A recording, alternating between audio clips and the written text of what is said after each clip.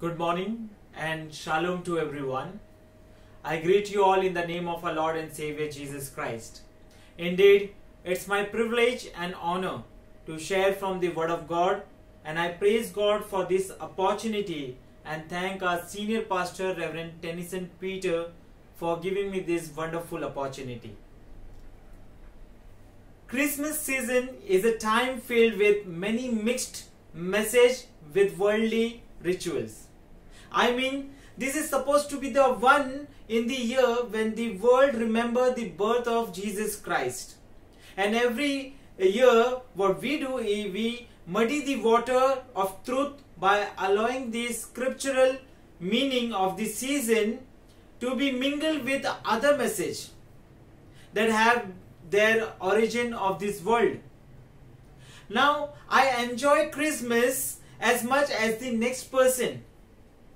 But I just want you to be aware that there are some terrible misconceptions surrounding the true meaning of this season.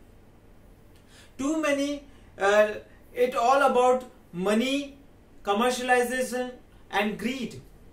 Others see it as a time of parties, meals and get together. Many children know Christmas only a time of Santa Claus, the red-nosed reindeer, etc. As a result, some children have no idea what the true meaning of Christmas is all about. Let me give you a small story. A little boy came home from Sunday school. He was so excited about learning about the wise men who brought gifts to the baby Jesus. He was so excited that he had to tell all these stories to his mother. He said, Mama, I learned today in Sunday school all about the first Christmas. There wasn't Santa Claus way back then, so these three fellow men on camel, they had to deliver all the toys. And the red-nosed reindeer with his nose so bright wasn't there. So they had to have this big spotlight in the sky to find their way around. I wonder to listen to this story. But I thank God for the Bible.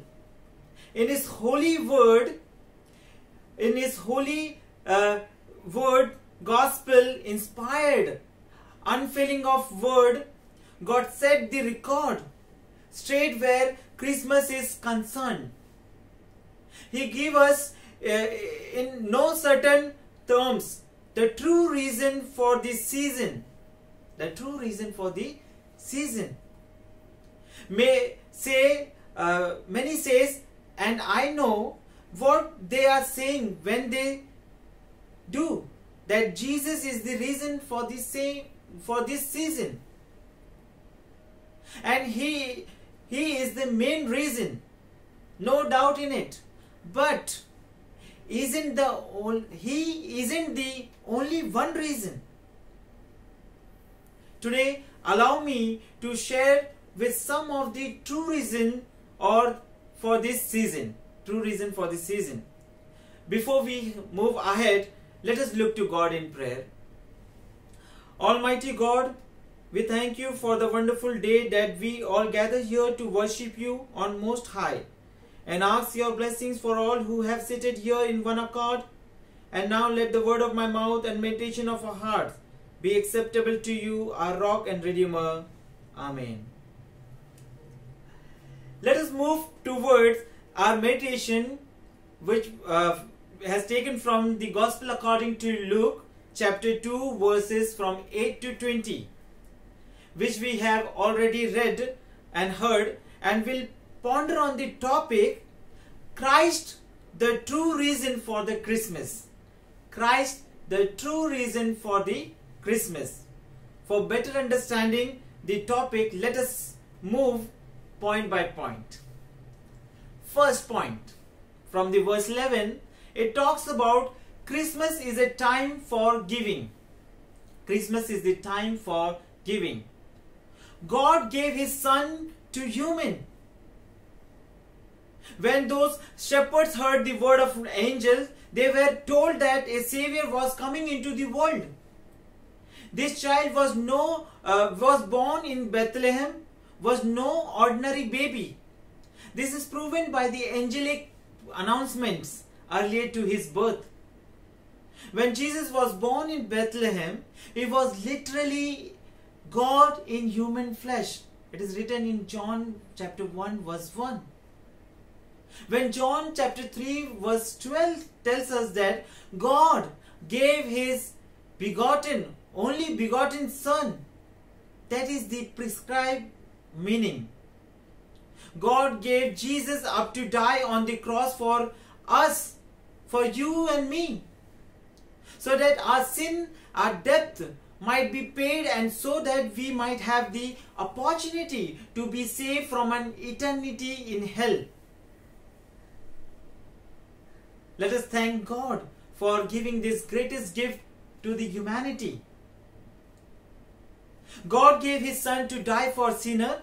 If we are asked to give a gift to the Lord, what would it be? Think about it. What can you and I can give God? He doesn't need our money. He doesn't need a fruit basket or new tie or some socks or handkerchiefs, etc., etc. In fact, when you get right down it, none of us really possess anything anyway to offer God. If we say, I own my house, so I say just stop paying the taxes for a few years and see who owns it. If we say, I own my car, again stop paying the insurance and taxes and see who controls that car. If we say, well, I own my money, just let the economic crash and then see what will be in your hand. In a present scenario, we are living in that, and economy crashes. There is only one true possession that we each have, is our soul. We have control over it. And if we want to give something to the Lord, then it must be our soul. It is the only thing that we can honestly give to the Lord. Notice this whole incident, it is intended in the Gospel according to Mark chapter 8 verse 37, where it said what they can give to the Lord. Let us see it from the Gospel. Mary and Joseph gave their life to the holistic work of God without any question, any queries, no doubt at all. Just they have surrendered their soul to God. Now, the question arises here. Have you given your heart, soul to the Lord? Have we given our heart and soul to the Lord?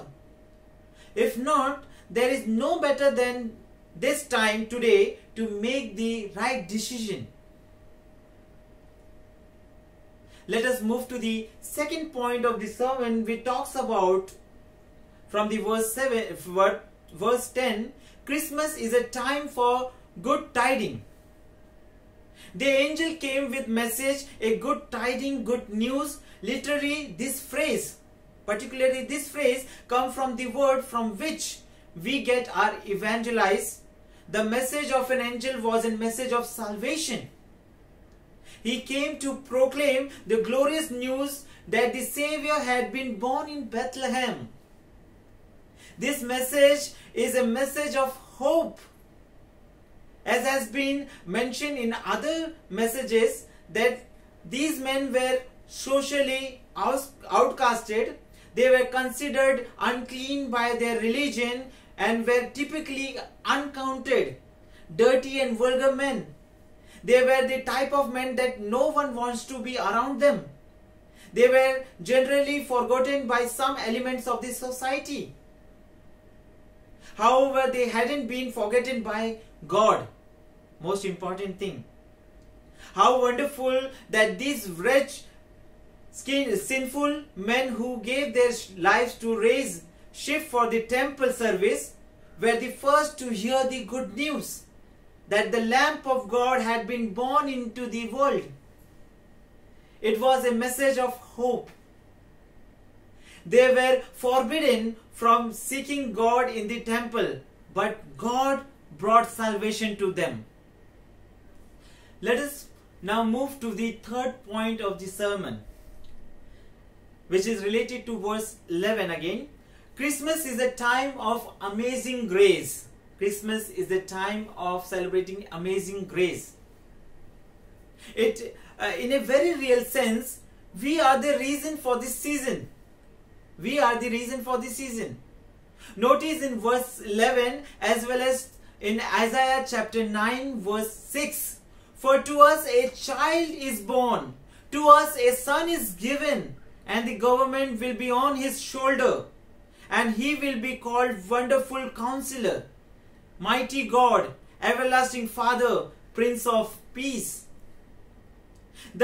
These miserable shepherds did not deserve to be the first to hear this child birth, but it was God's grace that reached out to them in their needs.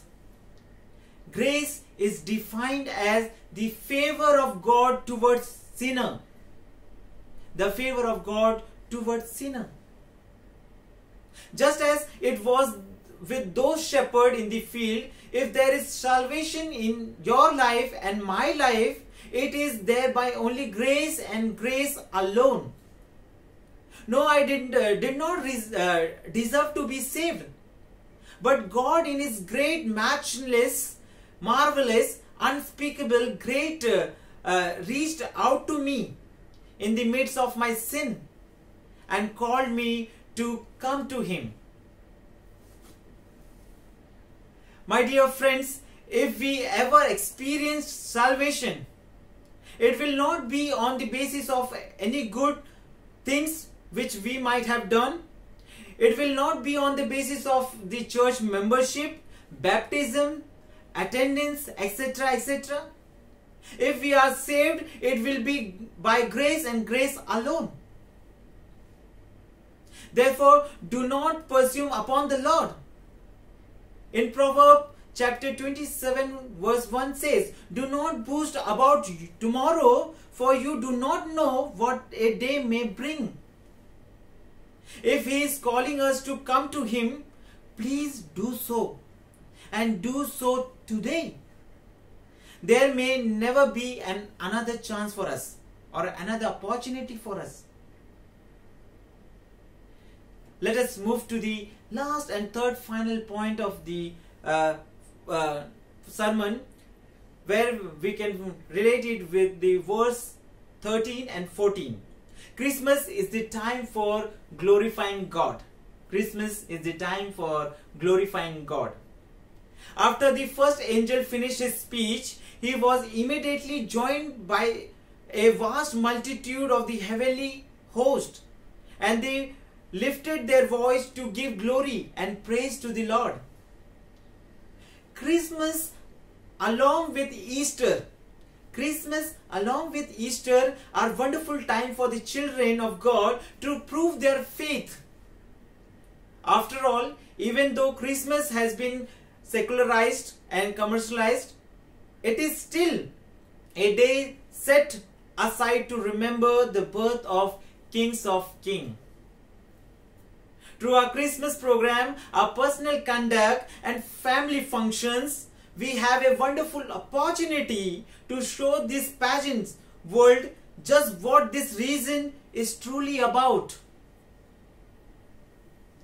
Let us join our voice with those of the angelic host and declare the great glory of God.